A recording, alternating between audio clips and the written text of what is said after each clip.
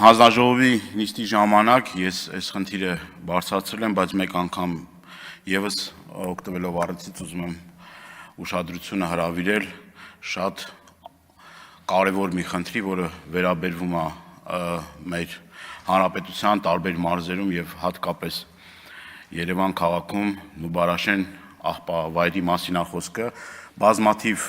դիմումներ եւ բողոքներ ենք ստանում Նուբարաշենի աղբանոցը այրելու հետևանքով մեր քաղաքացիների հասցված վնասի մասին, ես դրա մասին ասել եմ հանձնաժողովի նիստի ժամանակ, մեկ անգամ եւս ասում եմ, մեկ անգամ եւս կրկնում եմ եւ հորդորում եմ, որ օր առաջ պետք է այդ աղբավայրը փակվի, որովհետեւ անտանելի է այն պայմանները, որով որ մեր քաղաքացիները ստիպված են լինում ամեն օր այդ թունավոր ծուխը շնչելու, այդ գարշահոտությունը եւ նույն միջպետական ճանապարհի վրա գտնվող աղբանոցները էլի խնդիր են առաջանում եւ առհասարակ բնակավայրերի մոտ անտանելի պայմաններ է ստեղծում մեր ազգաբնակչության համար եւ երկար տարիներ սրա մասին խոսում ենք, ասում ենք, բայց այն որ ասում եմ սայլը տեղից չի շարժվում, որևէ մի փոփոխություն չի տեղի ունենում, չի կատարվում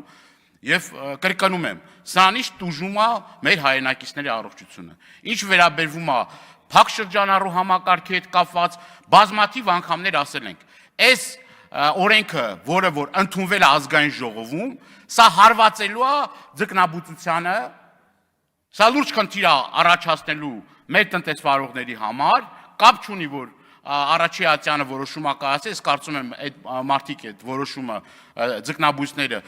կբողոքարկեն, բայց սա ուղիղ ազդելու է ոլորտի զարգացման վրա։